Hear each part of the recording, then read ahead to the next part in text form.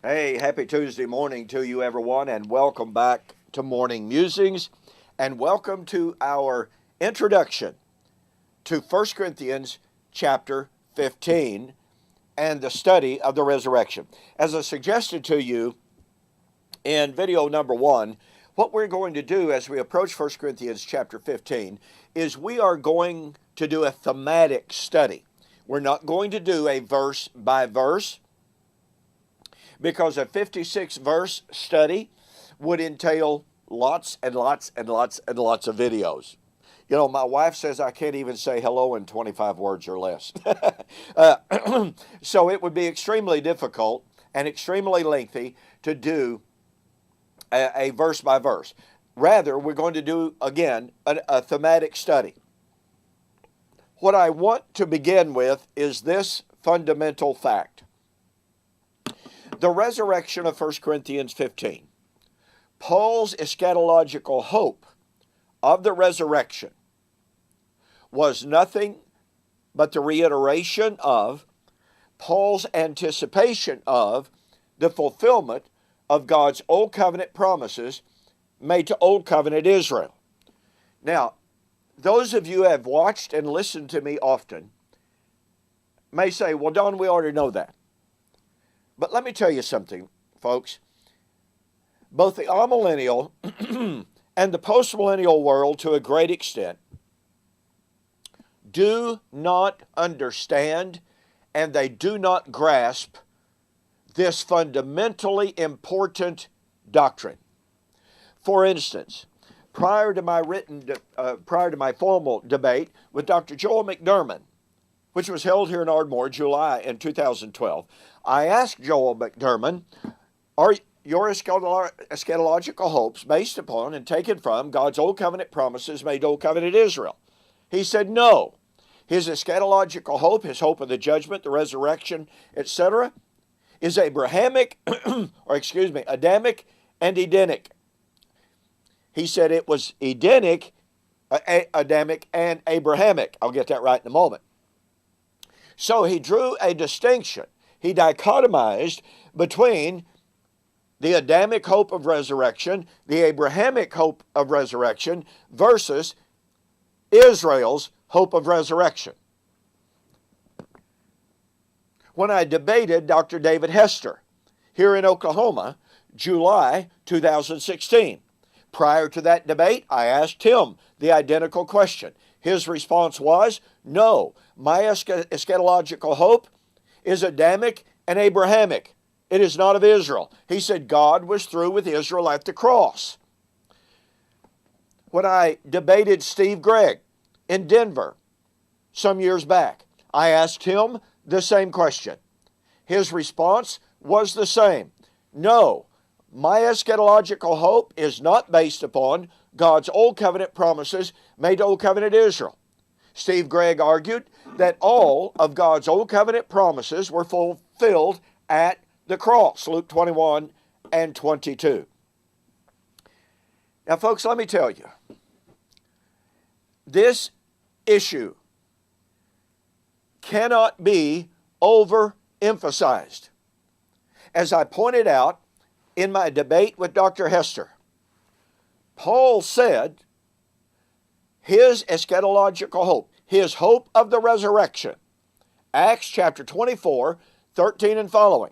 But this I confess to you, that after the way that they call a sect, so worship I the God of my fathers, believing all things that are written in the law, Moses and the prophets, that there is to be a resurrection of the just and the unjust.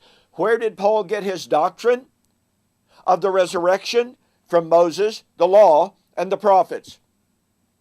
In Acts chapter 26, 21 and following, Paul said, and now, having obtained help from God, I stand testifying both before kings and before all those who are in authority, saying no other thing, that what Moses and all of the prophets said, that there would be a resurrection, that Christ would be the first to be raised from the dead and would bring light and life to the Gentiles.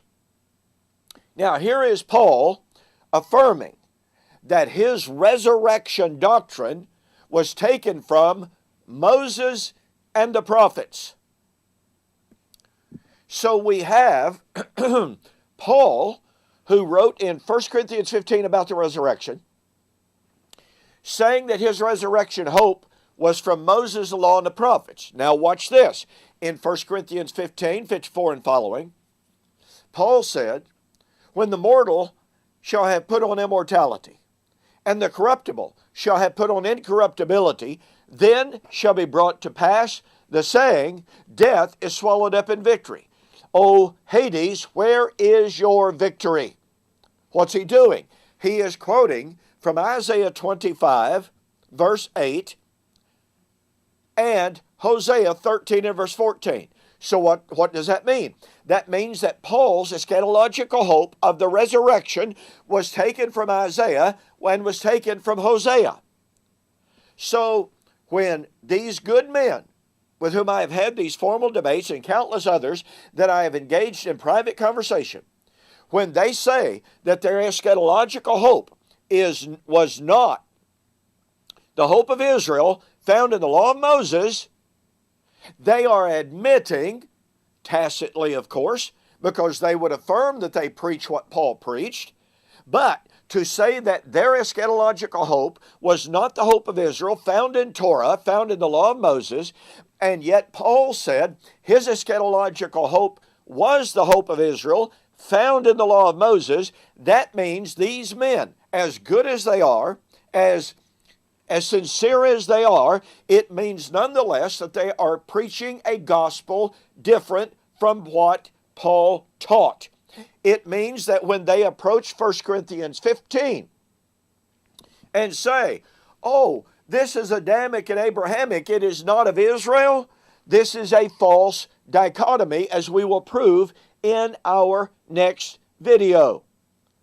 What you absolutely must see, what you absolutely must catch the power of, is that no matter what our view of 1 Corinthians chapter 15 might be, if we cannot find that doctrine in the Old Testament, Moses, the law, and the prophets, then we have a wrong eschatology, we have a wrong doctrine of the resurrection.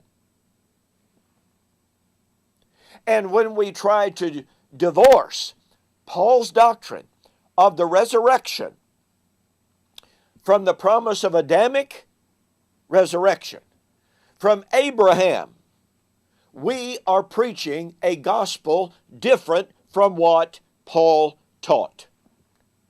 Now look, during the entirety of this series, I'm going to be offering a very special offer on an excellent book on the resurrection entitled Exegetical Essays on the Resurrection, written by Sam Frost when he still taught the truth about the resurrection.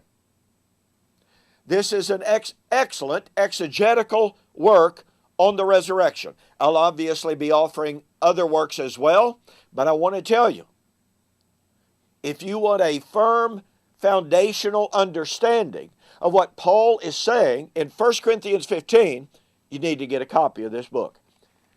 The regular price on this book is $17.95 plus $4.95 shipping. However, if you go to my website and you order this book, and if you make a mention that you saw the offer on YouTube or Facebook, I will sell you this book $15 postpaid. That's going to save you almost $7. Okay? So, as a result of the videos, okay, you have to mention this special offer. Go to my website, order the book, Exegetical Essays on the Resurrection, mention that you saw the offer on YouTube or Facebook, and your total cost will be $15 delivered to your door. All right? Now, in our next introductory video, I will demonstrate to you that not only was Paul's eschatological hope of the resurrection based upon Moses, the law, and the prophets, I will show you that the resurrection hope of Moses, the law, and the prophets was in fact the Adamic hope and was in fact the Abrahamic hope. Because as I pointed out in my debate with Joel McDermott, there is only one eschatological resurrection hope. Not two, not three, one eschatological hope. I will see you on the flip side.